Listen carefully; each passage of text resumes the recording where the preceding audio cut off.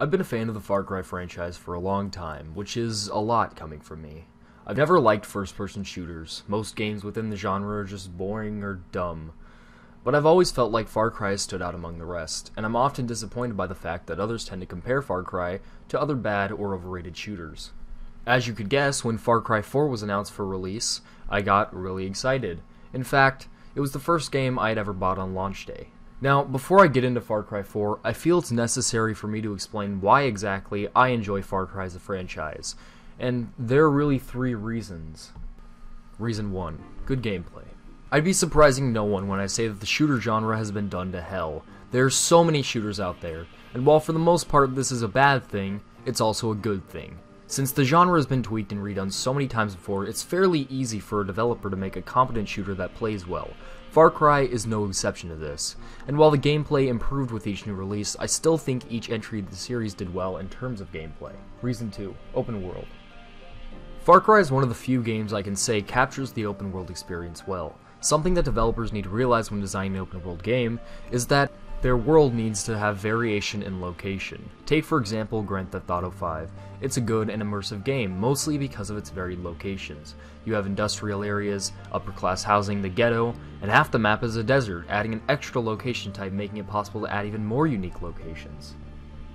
It's important to have a world with interesting locations in it to keep the player's attention, and making your open world feel alive. Just go play Just Cause 2.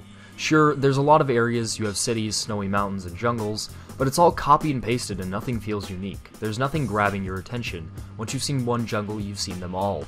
Granted, some Far Cry games did this better than others, I do think it was still a recurring positive quality in the series. Far Cry had a nice setting, Far Cry 3 didn't have too much in map variation, you had a beach, a field, jungle, and the occasional cave, but nothing was too striking. Even in the second half of the game when you reach Hoyt's Island, it feels very lacking.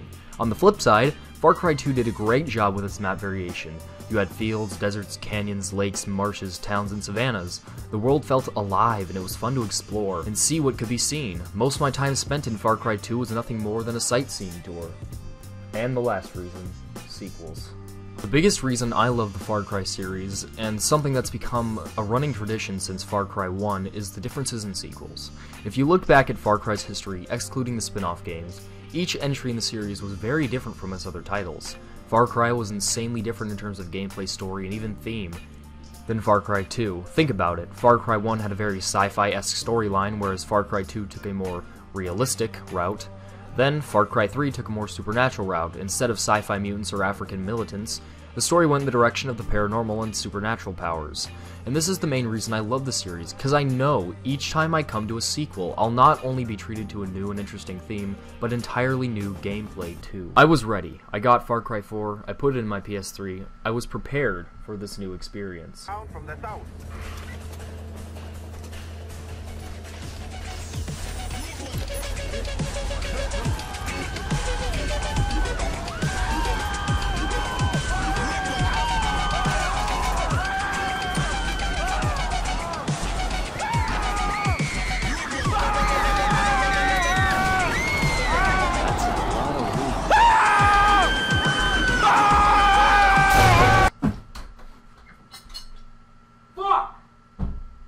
It's the same game. It's the same game. It's just the same. I don't even need to say this. You know. If I had to describe Far Cry 4 in one sentence, it'd be, Far Cry 4 is everything Far Cry 3 wished it could be. But let's set that aside for a second and just judge the game on its own merit. So while I'm at it, for those watching at home, consider this a My Thoughts on Far Cry 3 also. Far Cry 2 handled itself very well in terms of its immersive and open world. However, the gunplay was subpar. I will say certain aspects of combat were better in Far Cry 2 than Far Cry 3, but overall, Far Cry 4 and 3 improved on the gunplay substantially. Far Cry 2 felt very stiff and grounded in its firefights, but Far Cry 3 remedied this by making the combat more streamlined. Giving the player freedom of movement led to the player having the ability to act fast in a combat situation. Something that wasn't available in Far Cry 2 since Far Cry 2's combat was more cover-based, so Far Cry 4 has good gunplay too. Firefights are seamless and rarely feel too stressful. I've always seen Far Cry 4 and 3 as being games that rely more on reflexes and split-second timing to, say, get away from a group of enemies, or dash out of a sniper's line of sight, or get close enough to someone before he notices to assassinate them. And the game really does pride itself in this regard, which is a good thing. but it can also be a horrible thing. In Far Cry 4, you basically have two approaches to combat, loud or quiet. You sneak into an outpost and attempt to silently dispatch all the enemies, but if you're caught, you're fucked. You have to go loud. You never, not once, see a harmonious blend of stealth and aggression. Say, escaping an enemy's line of sight by jumping onto a building and then immediately getting back into the action by jumping right back down and assassinating him. Once an enemy sees you and alerts the others, you have to go loud, which removes the need for strategic play, and it becomes a run-and-gun shooter. Running and gunning is fun and rewarding, but it's just mindless combat. On the other side of the coin, a stealth approach actually does call for a level of ingenuity and strategy, and surprisingly, a certain degree of foresight on the part of the player. It forces you to predict the actions of your enemies before taking action, and I have to say, in terms of gameplay, stealth killing in Far Cry 4 is probably one of the most satisfying things ever. Nothing feels better than completing an outpost without alerting anybody. Now, prior to Far Cry 4's release, I would have said Far Cry 2 is my favorite game in the series, mostly because of its large and varied world map that I spoke of at the beginning of this video. And one of the things that really excited me coming into Far Cry 4 was the fact that it would be set in the Himalayan region of Kyrat. It's always been my dream to play a Far Cry game in a snowy location. I feel like that just because I live up in the north. Sadly, I wasn't given this, but the problems that plague Far Cry 3's open world have been fixed tenfold here. This world feels so expansive and large in the game, and when you make it to northern Kyrat later in the game, the entire location changes in color scheme, and there's plenty more to see and do. Temples, trenches, cliffs, forests, beaches. The world feels alive again. Not to mention, the lighting is amazing. A huge step up from Far Cry 3. When night falls in Kyrat, the sky turns a dark green and your line of sight feels impaired. It's unnerving. The different lightings that Ubisoft Montreal used for their times of day were extremely beautiful and kept me interested in exploring. And another extension to this is the inclusion of the Himalayas and Shangri-La. Both of these places were awesome and a blast to be in, but this is where one aspect doesn't play well with the other. After I had completed the storyline, I felt like something was missing from my adventuring experience, and I soon realized it was Shangri-La and the Himalayas. I couldn't think of a more poor design choice than to make these two awesome locations only accessible through missions. I wanted to go around the Himalayas and take out outposts and kill Royal Army guards in the middle of a snowstorm, a brand new location to spend my time in. Think of the flexibility that could come with world design if the Himalayas was made part of the actual world map, rather than a place reserved only for a few missions. And it's the same with Shangri-La. While I was definitely more interested in exploring the Himalayas, Shangri-La was beautiful. It looked amazing. Whenever I went to Shangri-La, half my time spent on the mission would just be me looking around and admiring the place. But once again, it's too confining. You collect all the Thonkas and then you're fucked. No more Shangri-La, no more fighting butchers, no more having a badass tiger sidekick, no more enlightenment bells. It just comes to a screeching halt, and that really disappointed me. I felt like these two extra locations had such amazing potential, but it was never realized for whatever reason. But looking back on the game as a whole, I can't ignore the fact that it's just so similar to Far Cry 3. It's almost hard to play, to see the series I grew to love because I knew the creators had the balls to make risk-taking decisions with each of their sequels, and to see it all squandered on their newest title. Hey, the same tower system, where you activate towers to reveal locations on the map, and you even get free guns out of it, but they're not radio towers, this time they're bell towers. Because it's a sequel and we need to change something. Hey, the same melee system, with the exact same takedown animations and skills, including the chain takedown and knife takedown, but this time you have a kukri instead of a normal machete. Nearly, just short of a half-inch spine. Because it's a sequel and we need to change something. The same exact hunting system where you kill animals and get their skins to craft equipment, but this time you also get bait. Because it's a sequel and we need to change something. The same skill tree that's separated into two different categories based on different character aspects, but this time there are only 2 animals instead of 3. Because it's a sequel and we need to change something. The same exact syringe system where you heal yourself and use different skill enhancing syringes to better yourself in combat, but this time we'll make it so you get it through your skill tree rather than crafting them. Because it's a sequel and we need to change something. Wow, the same selection of weapons, but this time we added 10 more. Because it's a sequel and we need to change something. And believe me, that's just the tip of the iceberg. Even the story is pretty much a copy from Far Cry 3, the only difference being the protagonist's reasons for coming to the location. Protagonist comes to a remote location in a foreign country, currently in the midst of civil war between a benevolent dictator and the native inhabitants of the region. The protagonist runs into the antagonist and makes a narrow escape before meeting with the leader of the tribal group, combating the established monarchy. The protagonist is put through trials to prove his worth to the tribe and begins to contribute to the fight against the dictator, eventually defeating the dictator and setting the land and its native people free. Jason Brody came to party with his fellow douches, and AJ Gale came to fulfill his mother's dying wish and spread her ashes in her birthplace. Now, aside from the similarities in the story, there are actually some differences. Mainly, the antagonist. Pagan Min was advertised a lot prior to the game's release, and rightfully so. Pagan Min is arguably one of the most interesting villains I've seen in a while, mostly because of how well written he is. And for those unaware, Far Cry 4 has an alternate ending that may surprise people. This particular ending allows the player to skip the entire game and wrap everything up in less than 15 minutes. Basically, Pagan captures you at the very beginning of the game, and while you're in Duplur's compound with Pagan, Paul, and Darpan, Pagan leaves and asks you to wait for him. And if you do wait, he eventually does come back. And you spread your mother's ashes and beat the game. The interesting thing about this ending is that it actually builds on Pagan's character. At the beginning of the game, Pagan tells one of his officers, I'm very particular with my words. and he even repeats himself at the end of the game if you do get up and leave at the beginning. What were my exact words? Stay here, enjoy the crab rangoon, don't move, I'll be right back. This shows meaning. It shows that what a character says actually does have impact on the story. Their words have an effect. And as the game continues, Pagan is shown to be an even more interesting character as we see his relationship with AJ. Pagan has a more indirect personal relationship with AJ. Pagan loved Ishwari, AJ's mother, and therefore loves AJ. It's strange really, when Pagan calls AJ and has conversations with him throughout the game, he speaks to AJ in a very kind and laid-back manner. He's so charismatic. He almost comes off as a good guy at times. And that's even better punctuated by the end of the game. You have a choice between Amida and Sabal to become the leader of Kyrat, and regardless of who you choose, Kyrat remains to be an oppressive and hostile environment. Sabal kills people for not worshipping Kyrati gods, and Amida takes people away from their families and forces them to fight in wars. So regardless of who you choose to lead Kyrat, the end result is nearly the same, and once again, this adds to Pagan Min's character. In contrast, Pagan, Amida, and Sabal are no different. I found myself questioning whether I should have helped the Golden Path in the first place. Who was really the villain? Was there even a villain to begin with? And I loved that. Another welcome change is the inclusion of 4 different warlords, which I personally thought sounded awesome, but these characters were never really developed upon, making most of their deaths meaningless, and makes the tragic death of one of them to be really disappointing.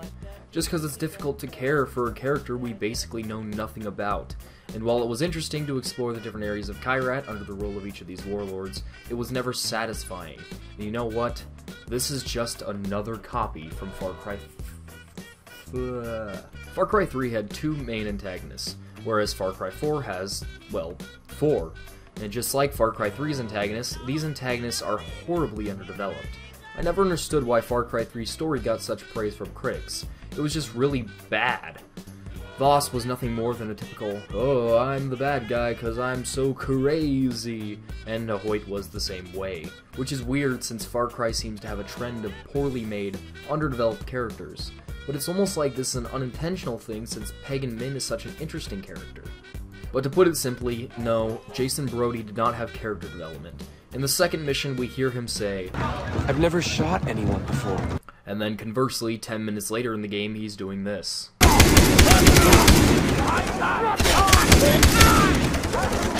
Lisa, I'm here!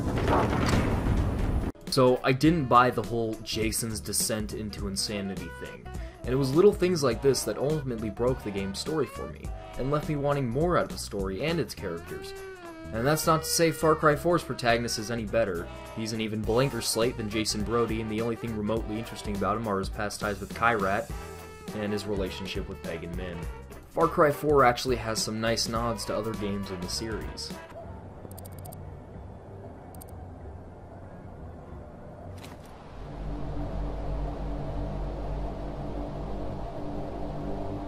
And Longinus getting the diamonds from the smugglers. A nice nod to Far Cry 2. Some of the soundtrack even sounds like Far Cry 2 to be honest. Speaking of the soundtrack, not too good. I don't credit Far Cry games, or any Ubisoft game for that matter, with having a good soundtrack, and while Far Cry 4's wasn't great, it was definitely an improvement from Far Cry 3's. If you just sit for a few minutes, some calming music may kick in, and a lot of the music complements the tone of the game. But still, regardless of these small additives, the game is still the same. And I think the best way to exemplify this would be to examine Far Cry's healing system. In Far Cry 1, you had a very straightforward healing system. Low on health, go and find a health pack and you're healed fully. Far Cry 2 was the first entry in the series to have a healing system with a bit more substance. In Far Cry 2, you had the Syrettes, which would heal you fully if you found yourself in a pinch. You could hold a maximum of 7 Syrettes, and they were fairly abundant in the map, and you could find them just about anywhere by doing a bit of searching. The part that's interesting, however, is where your health drops below a certain point. If your health drops below 1 bar, then you slowly die and your health drains. The only way to stop this is to stabilize your health by engaging in a healing animation. This added some intensity to battles. If you're in the middle of a shootout and you suddenly have to stabilize your health, you're vulnerable, and the animations do take a long time. Fast forward to Far Cry 3 now. Far Cry 3 kept both the syringes and the healing animations, but this time tinkered with the way they're used. You see, in Far Cry 3, it's fairly difficult to come across healing syringes, and if you do find them, you're bound to only get 1 from the pickup. The only real way to come across a lot of syringes is to craft them, but now that syringes have become so scarce in Far Cry 3's world, the developers had to include a mechanic to compensate for the healing syringe you had in Far Cry 2. That came in the form of healing animations. There's no more health stabilization. If you want to heal, you have to engage in a healing animation and wait for it to finish. Now, it's not quite as intense as Far Cry 2, because Far Cry 2, you froze in place and had to stay in one spot during the entire animation, whereas in Far Cry 3, you can freely move to cover while pulling a bullet out of your arm. But the point is, each sequel did something different with the healing, and one could argue that Far Cry 3 was a copy of Far Cry 2 in terms of the healing system, but I don't buy it. Enough was changed about the healing system in Far Cry 3 to make it so the core gameplay of Far Cry was affected by this. Now, look at Far Cry 4.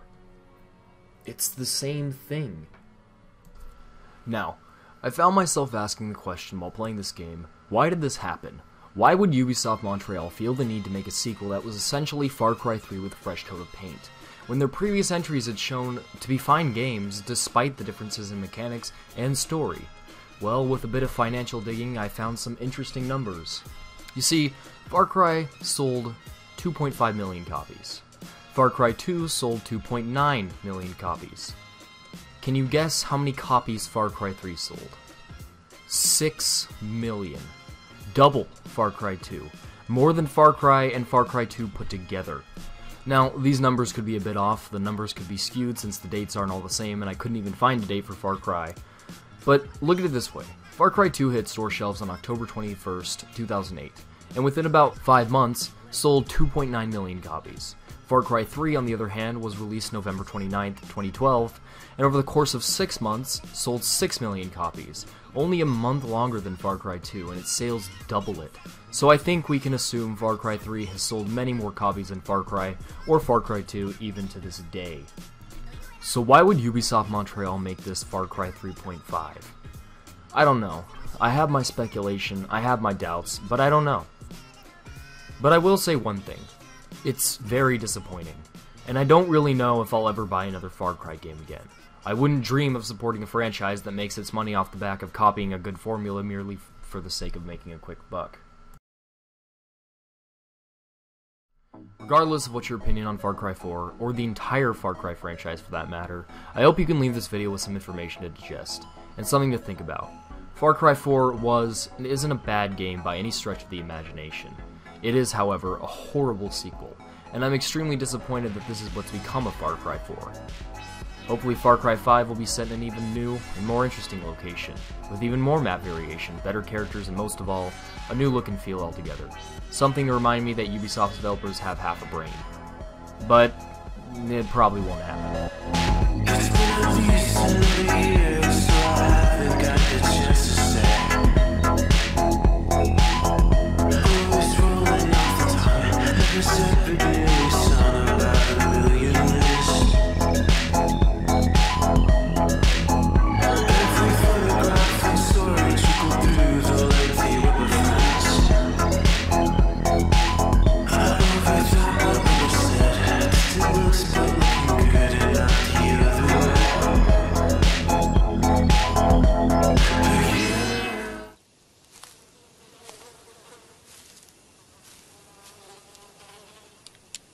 That is one big pile of shit.